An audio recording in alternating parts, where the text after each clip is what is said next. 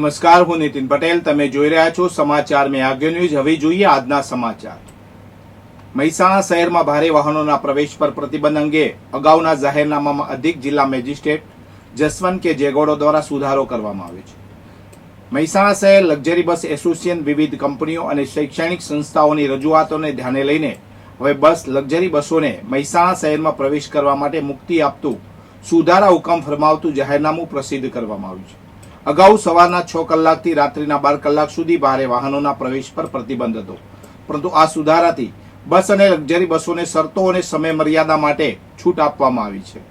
મહેસાણા જિલ્લામાં જાહેર અને ખાનગી કંપનીઓમાં કામ કરતા કર્મચારીઓને પિકઅપ અને ડ્રોપની સવલત આપતી બસોને પ્રવેશ મળી શકશે. તેમજ જિલ્લામાં તમામ પ્રકારની શૈક્ષણિક સંસ્થાઓ સાથે જોડાયેલી બસો જે શાળા કોલેજના વિદ્યાર્થીઓને લાવવા લઈ જવા માટે વપરાય છે તેવી બસ લક્ઝરીને મુક્તિ આપવામાં આવી છે. મહેસાણા શહેરમાં કોઈ શુભ કે અશુભ પ્રસંગે આવન જાવન કરતી લક્ઝરી બસો યોગ્ય પુરાવા રજૂ કરે તો તેમને પ્રવેશની છૂટ મળશે. રાધનપુરના ચોકસી બજારમાં આવેલી લલિતકુમાર વલ્લભભાઈ સોની જ્વેલર્સ નામની દુકાનમાં ગત તારીખ 2 ઓક્ટોબર 2025ના રોજ સાંજે ચોરીની ઘટના બની હતી. 4 અજાણી મહિલાઓને દુકાનમાંથી આશરે 2.5 લાખ રૂપિયાના સોનાના દાગીના ચોરી ફરાર થઈ ગઈ હતી. આ અંગે દુકાનના માલિક જોન્ટી લલિતકુમાર વલ્લભભાઈ દ્વારા રાધનપુર પોલીસ મથકે ફરિયાદ નોંધાવવામાં આવી છે. ફરિયાદમાં જણાવ્યા મુજબ 4 અજાણી મહિલાઓ દુકાનમાં પ્રવેશી હતી. તેમણે ફરિયાદીના પિતાની નજર ચૂકવીને કાનમાં પહેરવાના સોનાના કડીના 15 જોડ એટલે કે કુલ 30 નંગ ચોરી લીધા હતા. ચોરાયેલા દાગીનાનું વજન આશરે 25 ગ્રામ છે, જેની અંદાજિત કિંમત ₹2,50,000 રૂપિયા થાય છે. ચોરીની ઘટના બાદ 4 મહિલાઓ ફરાર થઈ ગઈ હતી.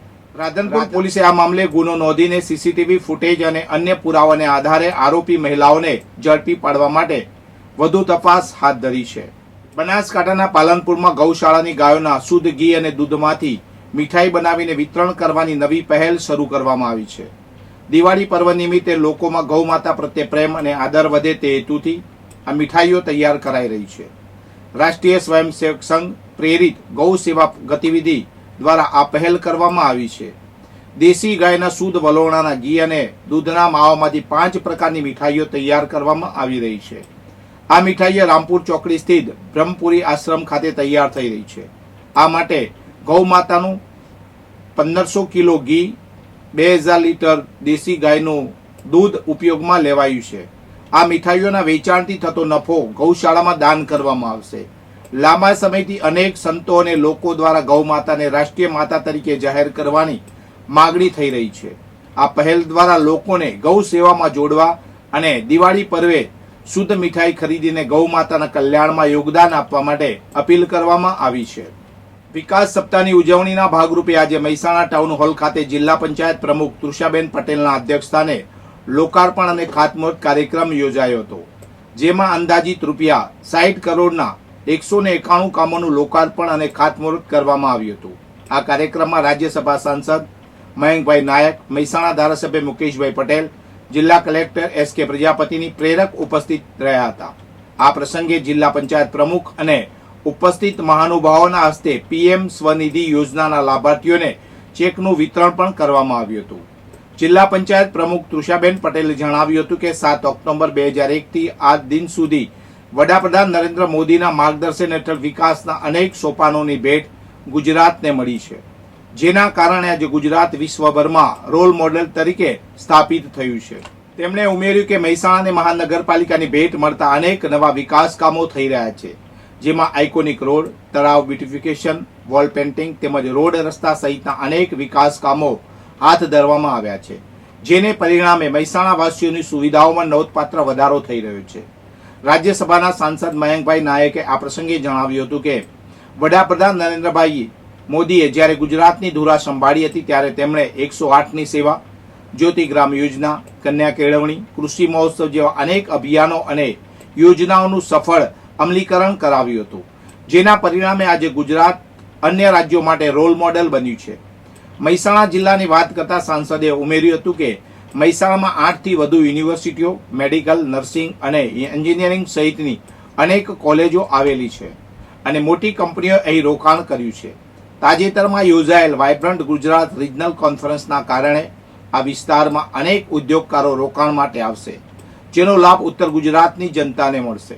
મહેસાણા મહાનગરપાલિકા બન્યા બાદ આસપાસના કેટલાક ગામોને મહાનગરપાલિકામાં સમાવેશ કરવામાં આવ્યો છે. ત્યારે મહેસાણા તાલુકામાં આવેલા દેલા, રામપુરા, સોભાસણ, હેબુઆ આ 4 ગામ હાલમાં મહાનગરપાલિકામાં ના જોડાવા માટે લડત આપી રહ્યા છે. ત્યારે આજે આ 4 ગામોએ જિલ્લા પંચાયતી કલેક્ટર કચેરી સુધી રેલી કાઢી વિરોધ નોંધાવ્યો હતો. મહેસાણા તાલુકાના દેલા, સોભાસણ, હેબુઆ, રામપુરા ગામના લોકો મહેસાણા મહાનગરપાલિકામાં સમાવેશ કરવામાં આવતા વિરોધ નોંધાવી રહ્યા છે.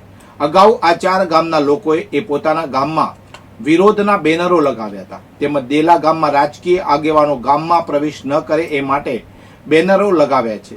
ત્યારે આજે આ 4 ગામોના લોકોએ મહેસાણાના જિલ્લા પંચાયતથી રેલી કાઢી કલેક્ટર કચેરી આવી આ બાબતે આવેદનપત્ર આપ્યું હતું.